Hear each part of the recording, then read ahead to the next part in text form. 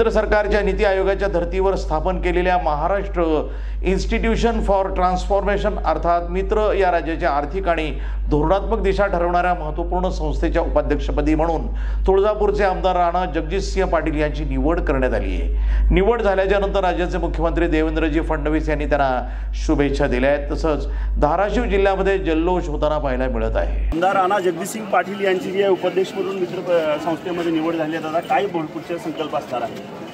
आदरणीय मुख्यमंत्री देवेंद्रजी फडणवीस साहेबांचे मी मनापासून आभार व्यक्त करतो।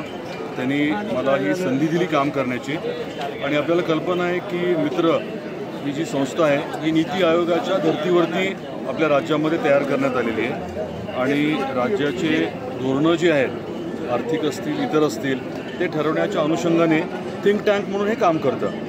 त्यामुळे आपल्याला 2030 पर्यंत 1 ट्रिलियन इकॉनॉमी आपल्या राज्याला जे करायचं आहे तो मुद्दा असेल किंवा जे वेगवेगळे विषय अडचणीचे जे आपल्या राज्यात भासतात त्यांच्यासाठी योग्य सोल्युशन काढण्यासाठी खाजगी संस्था असतील, NGOज असतील आणि जे तज्ज्ञ आहेत त्यांच्याबरोबर चर्चा करून योग्य मार्ग सुचवण्याचं काम ही संस्था करणार आहे। त्यामुळे मला खात्री वाटते की या माध्यमातून निश्चितच आपल्या राज्याची जी काही घोडदौड चालू आहे आता आदरणीय देवेंद्रजींच्या मार्गदर्शनाखाली नेतृत्वाखाली त्याला अजून सहकार्य या प्रक्रियेच्या माध्यमातून मिळू शकेल। आशीर्वाद या साहेबांनी आपलं दर्शन घेतलेलं आहे, इकडे जायचं मंदिर जे आहे कशा पद्धतीने आपण त्यांना सूचना केली? आईच्या मंदिराच्या बाबतीत काम तर आता सुरू आहे आणि राज्य सरकारकडून काही अधिकचे पैसे आपल्याला पूर्ण परिसरासाठी मिळणार आहेत। हाय पॉवर कमिटीची बैठक झाली आहे, त्याच्यामध्ये काही सूचना आल्या, त्याची पूर्तता करण्याची प्रक्रिया चालू आहे।